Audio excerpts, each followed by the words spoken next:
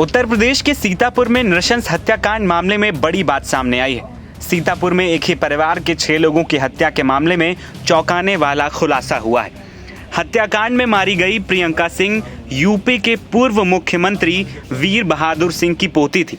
मामला high profile होने के कारण अब एसटीएफ की टीम लखनऊ से मामले के खुलासे के लिए भी भेज दी गई।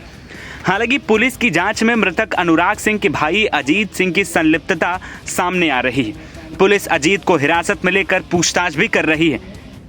घटनास्थल पर जाकर मामले का सीन रिक्रिएशन भी कर लिया गया है। मृतक अनुराग के साले और प्रियंका के छोटे भाई आदित्य सिंह ने एनबीटी ऑनलाइन से खास बातचीत के दौरान बताया कि हमारा ननिहाल गोरखपुर में है। पूर्व सीएम वीर बहादुर सिंह मेरे नाना हैं और पूर्व मंत्री फतेह बहादुर सिंह मेरे मामा थे।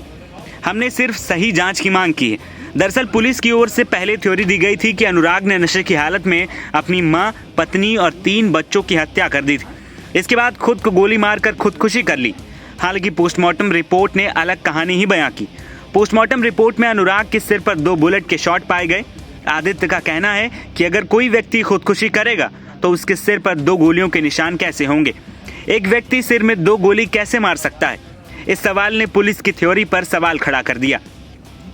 सीतापुर में शनिवार सुबह अनुराग सिंह, जिसकी उम्र 45 साल थी, उसकी कमरे में लाश मिली। बताया गया कि मां सावित्री सिंह और पत्नी प्रियंका सिंह को गोली मारने के बाद अनुराग ने उनका सिर हथौड़े से कोच दिया। इसके बाद तीनों बच्चों को छत से फेंक दिया।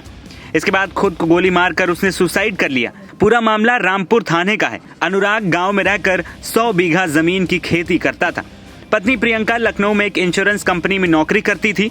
वहीं उसके तीनों बच्चे सीएमएस की अलीगंज ब्रांच में पढ़ते थे। शुक्रवार सुबह प्रियंका बच्चों को लेकर गांव पहुंची थी। शनिवार सुबह घर में सभी की लाश मिली। पुलिस हिरासत में अजीत ने कबूल किया है कि उसका अपने भाई और भाभी प्रियंका से प्रॉपर्टी को लेकर विवाद चल रहा था।